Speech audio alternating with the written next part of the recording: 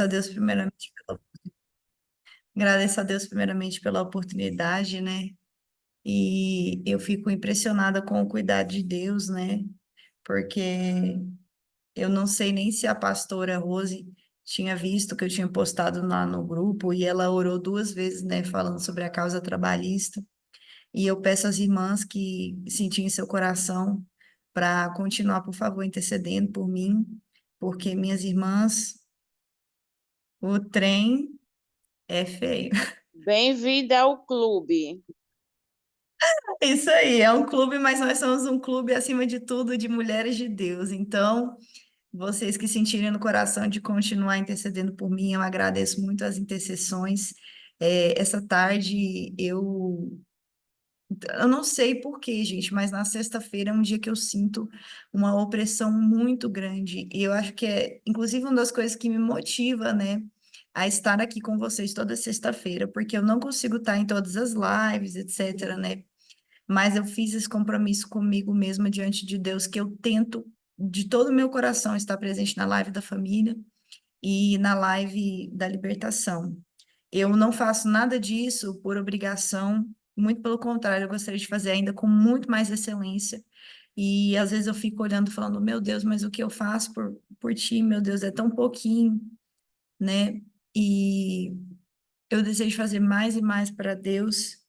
E quando eu venho trazer a palavra hoje para vocês, eu venho de todo o meu coração, com muito temor. Eu estou até um pouco nervosa. Eu até botei um fundinho assim, quando eu boto um fundinho, é porque eu estou um pouco nervosa. Eu não sei se é devido a tudo que eu estou passando, e eu vou ser franco com vocês, às vezes, quando a gente está passando por algumas situações, a gente se pergunta, Deus, por que o Senhor quer usar a mim, né? Porque, poxa, parece que eu sou a pessoa que tô orando e a libertação não vem, tô orando e a cura não vem, e o Senhor quer que eu profetize que a cura vai vir para outra pessoa, e o Senhor quer que eu profetize que a libertação vai vir para outra pessoa.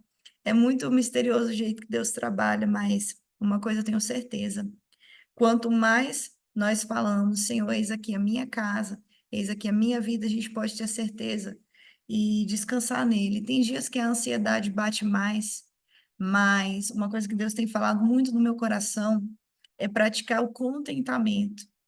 É saber que, ok, eu estou passando por essa situação, às vezes a gente até dá uma desabafada com uma pessoa ou outra, mas que o mais importante é que a gente termina a conversa numa oração, ou pedindo a Deus uma direção, um direcionamento, força para mais um dia, né? Então, a gente praticar que vai tudo bem, como forma de contentamento, não como forma de mentira. E Deus tem me falado cada dia mais, sabe? Evita ficar falando, evita ficar comentando, porque as pessoas, é da nossa natureza, meus irmãos. Se a gente tem um coração, de algum modo, um coração relativamente bom, né? Porque a nossa bondade é relativa, né? Não é como a bondade de Deus, que ela é contínua e eterna. Mas se a gente tem um coração relativamente bom, a gente não quer ver a outra pessoa sofrendo, né? Então a gente acaba tentando dar soluções, tentando criar soluções. Às vezes a gente, igual a Ana Jéssica me mandou um vídeo, que o pastor ele fazia assim, eu dobrava a Bíblia, eu acho aquele vídeo muito legal, porque é justamente isso, né? Às vezes a gente quer até dar uma dobradinha na Bíblia, assim, para a gente, né, não sentir assim o peso às vezes que a palavra de Deus traz, porque a palavra de Deus é isso, ela traz uma leveza, mas ela também traz um determinado peso. É um peso da responsabilidade da gente saber que Deus nos chama neste tempo para cuidar de outras pessoas, cuidar de outras vidas. Então, a palavra de Deus é cheia dessas coisas, sabe? Ao mesmo tempo que nos traz alegria, nos traz uma tristeza profunda. O que que é essa tristeza profunda? É de saber que tem almas morrendo, é de saber que tem sempre mais que você pode fazer, sabe? Então, a palavra de Deus é assim, ela nos traz o equilíbrio. E para termos o equilíbrio é necessário a gente colocar o peso dos dois lados, não é verdade? E se a gente fizer uma balança avariada, você vai ver que o peso não está igual.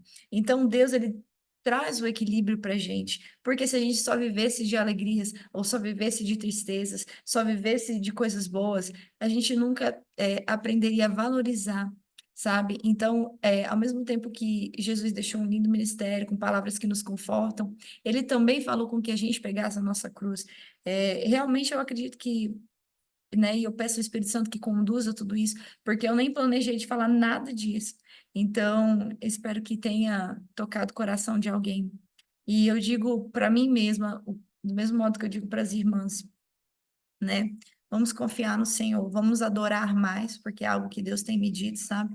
Às vezes eu pego aqui nessa casa, eu só começo só a adorar, só adorar a Deus, só cantar a Ele, porque às vezes eu não tenho mais palavras. Então eu procuro assim as músicas que me traz mais esperança, sabe? E às vezes eu fico assim, rompendo em fé, minha vida se revestirá com seu poder, rompendo em fé, sabe? Aquelas músicas que me trazem mais esperança. Ali eu fico declarando, né? Só tu és santo, só tu és. Não tem nada, minhas irmãs, que a gente possa dizer para Deus que seja uma grande novidade para Ele. E é por isso que muitas vezes na Bíblia ele concede milagres por causa de atitudes. Não que ele não via. Eu acredito que Deus já sabia que naquela multidão tinha uma mulher que estava com um coração assim, sabe aquela coisa assim, me segura que eu vou, me segura que eu vou, me segura que eu tô indo. Ele sabia, porque ele é onipresente, ele é onisciente, sabe? Que tinha uma mulher ali que ela estava desesperada, mas é necessário uma atitude. E quando nós escolhemos, não sei onde as irmãs estão aqui, né, tem pessoas de todo lugar do mundo, eu vejo assim, que Deus, ele está vendo a nossa atitude. Feriado aqui no Brasil, a gente poderia, inclusive, ter uma entrega para mim aqui agora, e eu preciso pegar, minhas irmãs. Continua em intercessão, eu preciso pegar a entrega, tá? Não tem como eu não pegar, até deixei 35. Eu vou falar de novo para ficar na gravação. Atos 10, versículo 34 e 35. Diante disto, Pedro começou a compartilhar.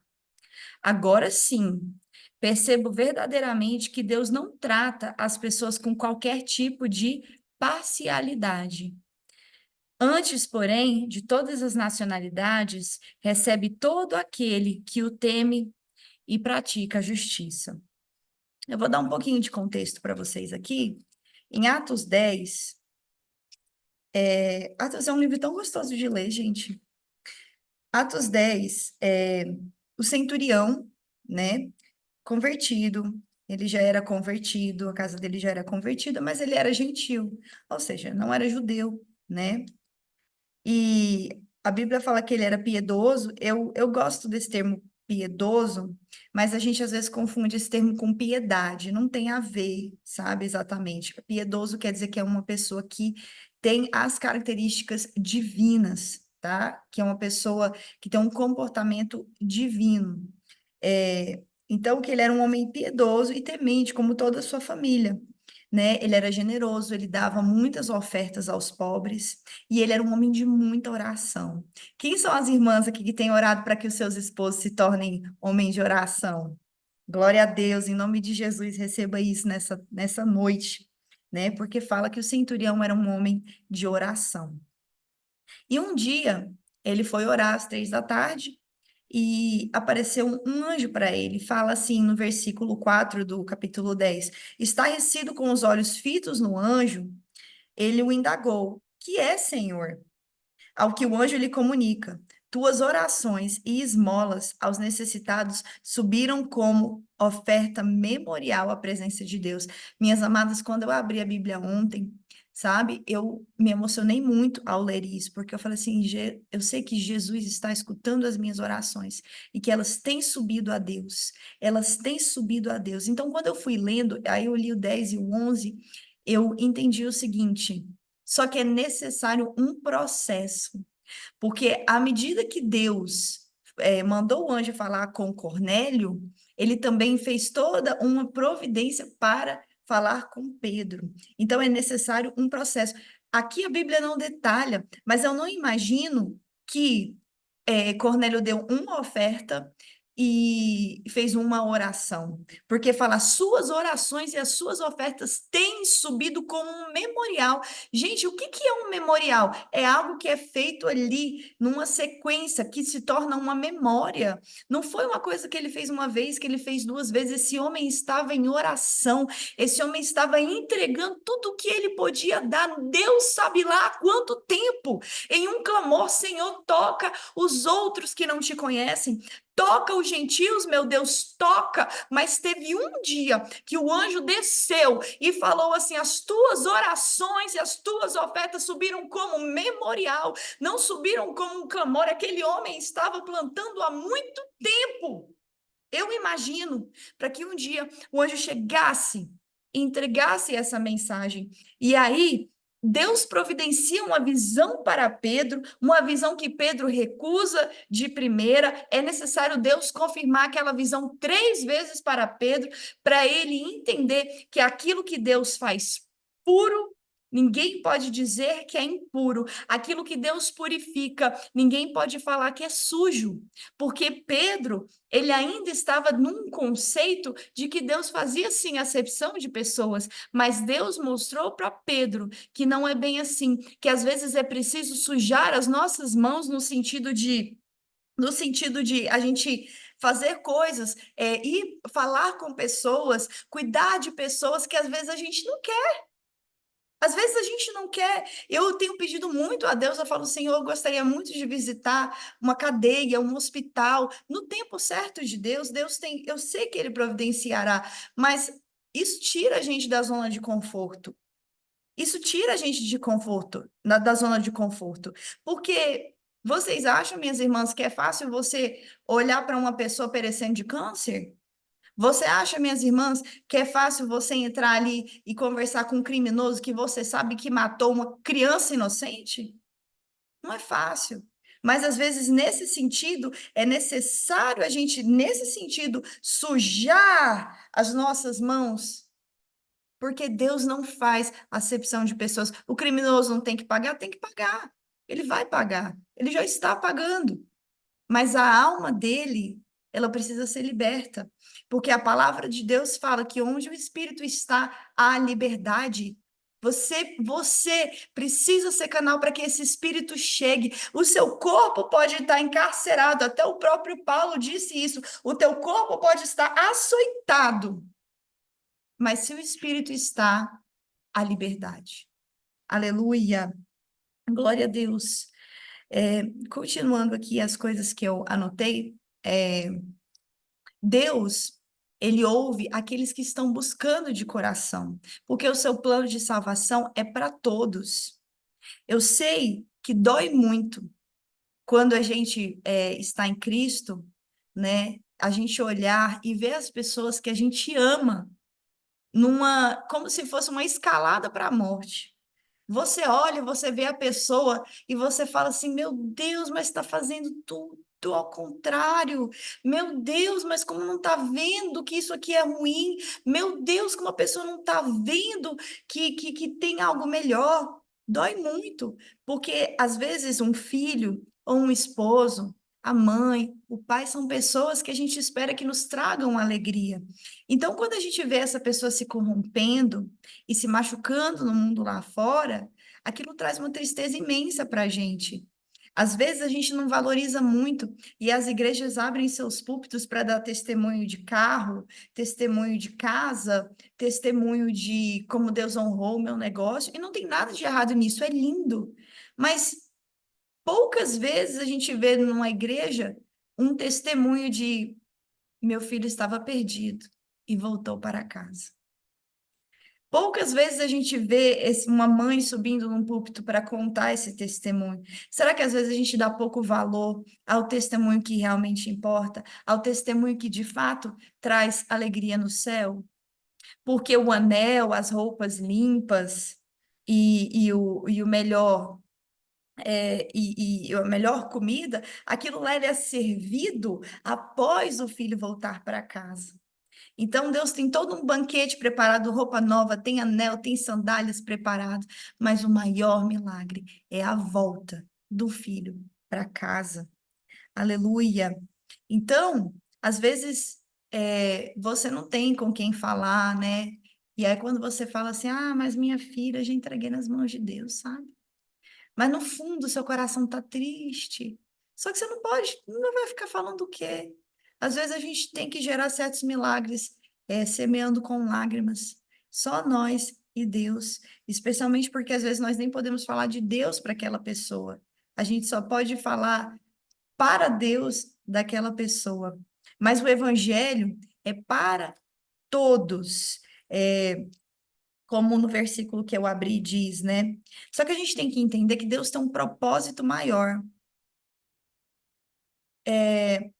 Jeremias 27:6 diz que Deus chamou Nabucodonosor, um rei pagão, de meu servo, mostrando que até aqueles que ainda não conhecem a Deus podem estar servindo a Deus em um propósito maior. Se a gente for lá em Jeremias 27, deixa eu abrir aqui, é uma passagem que Deus me deu duas vezes seguidas.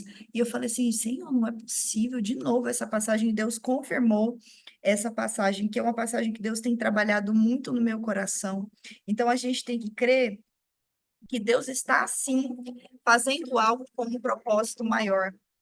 Então, no capítulo 27 de Jeremias, no versículo 2 fala assim: Assim me disse Yahweh, faz para ti um jugo. Ah, não, essa aqui é outra parte, né? Que eu vou chegar lá ainda. Mas no versículo 6 fala assim: Sendo assim, agora, pois, eu mesmo entrego estas nações nas mãos do meu servo, do meu serviçal, Nabucodonosor, rei da Babilônia. Dou-lhe até mesmo os animais selvagens para que o sirvam. Aqui, Nabucodonosor ainda não havia reconhecido Deus, mas Deus já olhava para aquele homem e falava assim: esse homem vai me servir.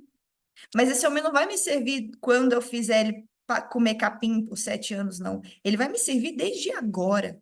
Então, desde o momento, minha irmã, que você está orando, você pode ter certeza que o teu filho, que o teu esposo, que o teu pai, que a tua mãe já entrou no propósito de Deus. E Deus está usando para alguma coisa, mas a gente só precisa esperar o tempo de Deus, porque nesse mesmo capítulo de Jeremias 27, ele fala com o profeta Jeremias.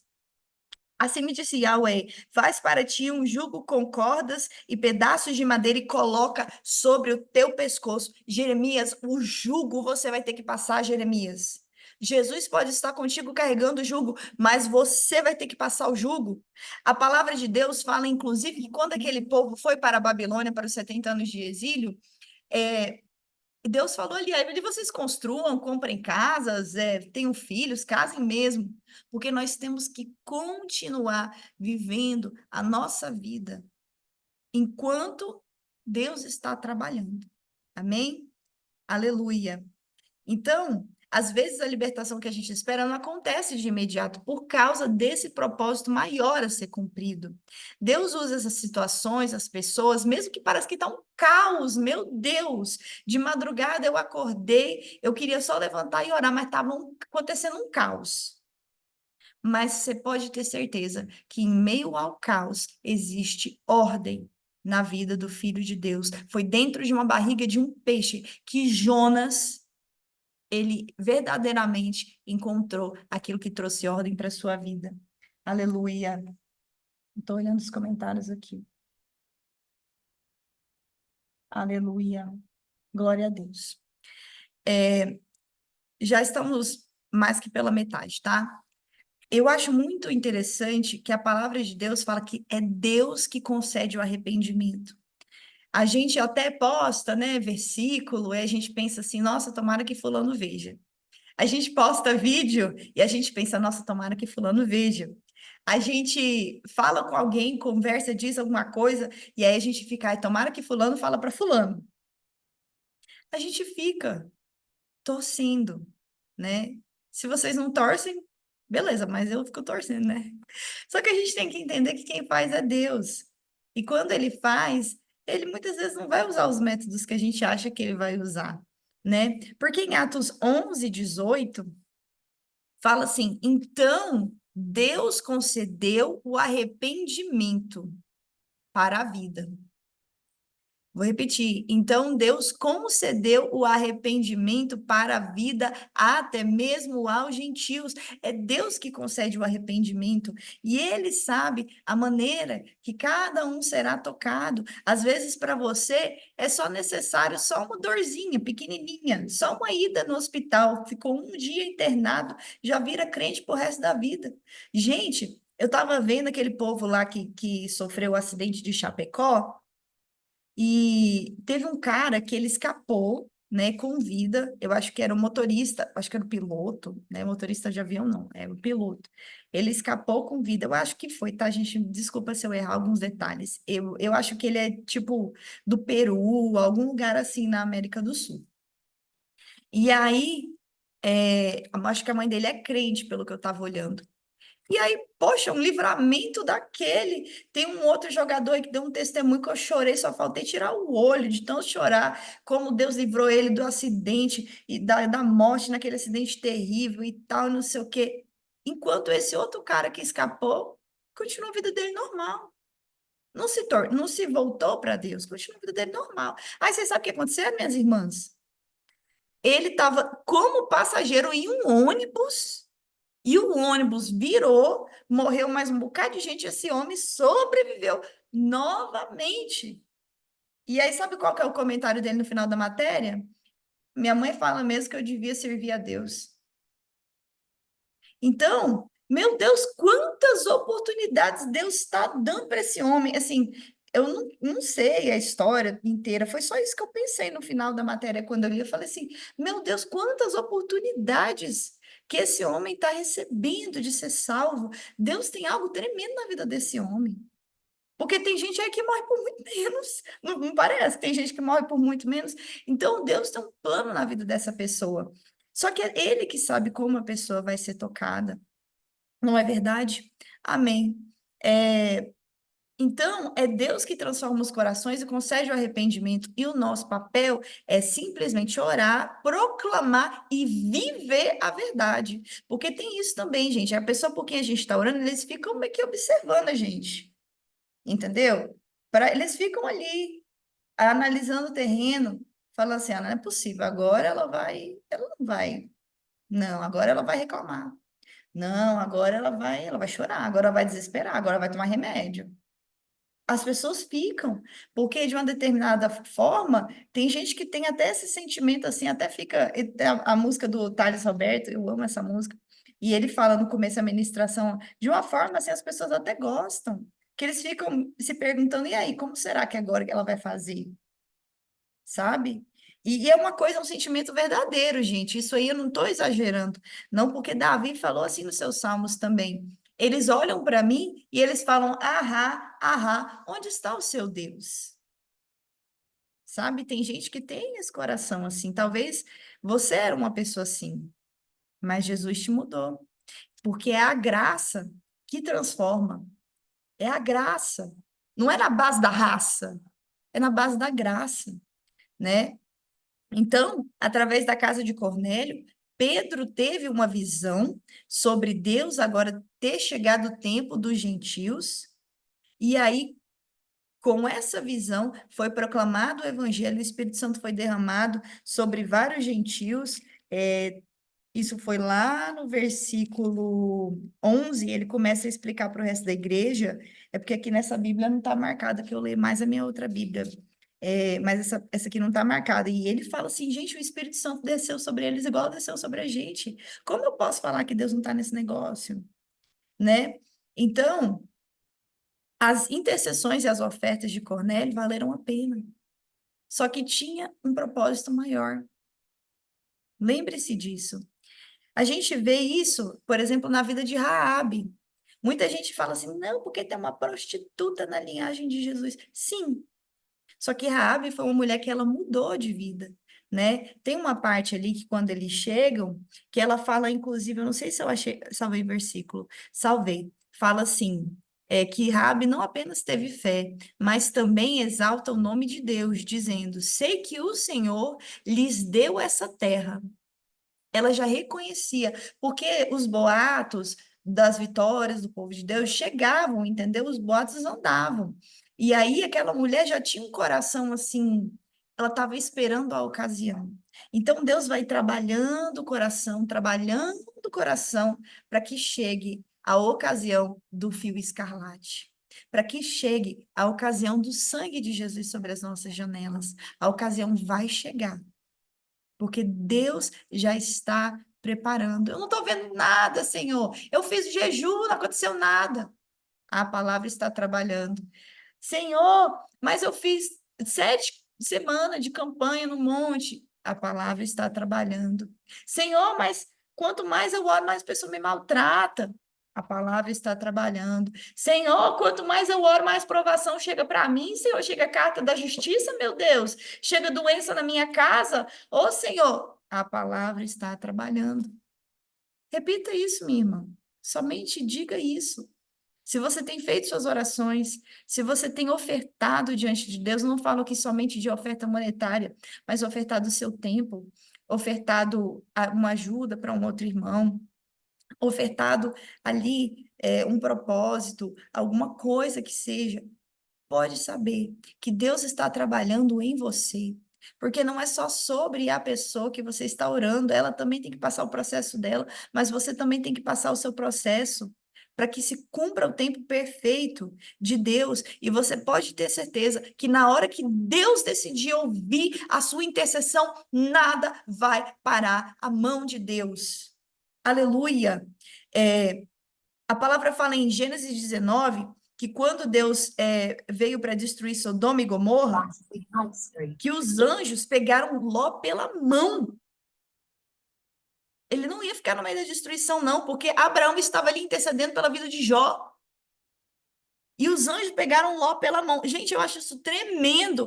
No versículo 19, 15, 16, fala assim: E ao amanhecer, os anjos apertaram com Ló. Apertou, gente, não tem jeito. Na hora que Deus vai salvar, não tem jeito. Os anjos apertaram com Ló, dizendo: Levanta-te. Chega, Ló, de ficar caído. Chega de ficar caído, levanta-te. Levanta-te. Não foi assim com o filho pródigo? Levantar-me-ei e tornarei a casa do meu pai. Não foi assim com Gomer? Levantar-me-ei e tornarei ao meu marido como no princípio. Não foi assim? Então levanta. Os anjos chegaram para Ló falando: levanta, levanta-te, toma a tua mulher, as tuas 2 filhas que estão, para que não pereças na injustiça dessa cidade. Ele, porém, demorava-se. Demorou, sei lá, se ele acordou com sono, se ele disse, o que eu estava fazendo? Ele, porém, demorava-se. E aqueles homens, que no caso são os anjos, né, lhe pegaram pela mão e pela mão de sua mulher e de suas 2 filhas, sendo-lhes o Senhor misericordioso, e tiraram-no e puseram-no para fora da cidade.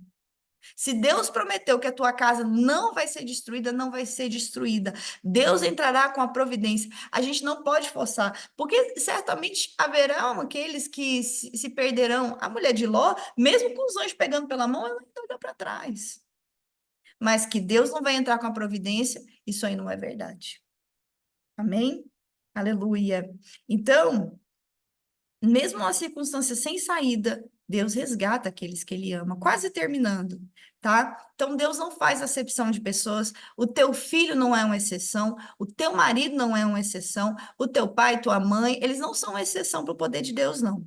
Se Nabucodonosor, que era o rei da maior nação daquela época, ele virou uma besta comendo capim, teu marido não é maior que Nabucodonosor, não. Teu filho, muito menos. Deus está no controle. Ele não faz acepção de pessoas, ele quer que todos sejam salvos, né? Deus está atraindo essas pessoas. Eu não sei como, minhas irmãs, eu queria poder pegar pelo pescoço e trazer para a presença de Deus, né? Mas se Deus não fez isso comigo, ele providenciou uma situação. Eu tenho certeza que ele está providenciando uma situação do lado de lá também. Tá? E como Raabe, Ló, Cornélio, Deus ele está pronto para transformar a história de quem ele verdadeiramente liberta, Talvez essa pessoa não está buscando, não tem o menor interesse de servir a Deus, mas tem alguém que está buscando por ela. Abraão estava buscando pelo seu primo Ló, e Deus não deixou que Ló padecesse ali, no meio daquela destruição. Amém? Então, não importa a sua situação, não importa quanto tempo tem que você está orando. Consegue orar um pouquinho mais? Então, ora um pouquinho mais. Consegue levantar de madrugada um pouquinho mais? Levanta mais uma vez. A gente nunca sabe. Ontem Deus me lembrou. Foi só para finalizar. Ontem uma aluna minha falou que quando ela estava na escola, ela tem umas escolas que tem hortas e tal, né? As escolas mais comunitárias assim. E ela falou que uma vez ela foi plantar um pé de mostarda. E aí a semente era tão pequenininha. Literalmente, minhas irmãs, é muito pequenininha a semente da mostarda. E ela falou que ela plantou um monte e que ela falou assim, ela usou essa expressão, eu levei um xingo, porque eu plantei um monte de semente de mostarda. Mas eu olhava para aquilo ali, eu achava tão pequenininho, eu botei logo um monte. E o que que é a palavra de Deus? E aí ela falou e Deus ministrou no meu coração. E eu até mencionei para ela, apesar que ela não segue, né? Ela acredita em Deus, mas não está seguindo em comunhão, né, no momento. E e eu pensei assim, Deus ministrou no meu coração, fé nunca é demais. Porque a palavra fala assim, né? Que se vocês tiverem a fé do tamanho de um grão de mostarda, como um grão de mostarda, tem umas versões que falam como um grão de mostarda, a fé ela é pequenininha, mas ela cresce muito. Então, assim, seja como essa aluna minha que plantou um monte de mostarda, botou um monte de semente na terra. Eclesiastes fala, né? Acho que é Eclesiastes ou Provérbios. Fala, planta de manhã, de tarde, de noite, porque você não sabe qual semente que prosperará, né? Então, planta um monte de sementinha de mostarda. Se crescer demais, cresceu, melhor ainda, tá? E aí a minha aluna ainda falou o seguinte, assim, melhor ter colocado um monte do que não ter colocado nenhuma. Aí eu amo quando Deus usa gente que nem é cristão para poder ministrar no meu coração. Então, isso aí é mais uma evidência de que Deus está trabalhando. E à medida que um justo se levanta em oração, em clamor por libertação, em jejum, entrega nas mãos de Deus, mas não é entregar e esquecer, entrega com jejum, com oração, né? Fica tranquilo, fica tranquilo. É difícil. Se fosse fácil, Davi não falava, por que minha alma te perturbas dentro de mim? Até os meus ossos doem. Se fosse fácil, Davi não falava nada disso. Porém, uma coisa Davi fala: espera no Senhor, pois eu ainda o louvarei. Talvez hoje, nessa sexta-feira, dia 15 de novembro de 2024, ainda não seja o teu ainda, mas talvez o teu ainda é amanhã, ou depois de amanhã, ou semana que vem. Continua plantando, coloca um monte de semente de mostarda e deixa Deus cuidar. Amém? Até aqui o Senhor me trouxe. Eu agradeço muito a oportunidade, eu amo trazer a palavra e eu amo todos vocês. Essa liderança da área de libertação é uma liderança que eu agradeço muito a Deus pela vida de vocês e que Deus abençoe. Muito obrigada, minhas irmãs, pela oportunidade. Amém. Deus te abençoe, minha irmã. Te amo em Cristo. Deixa eu interromper aqui a gravação.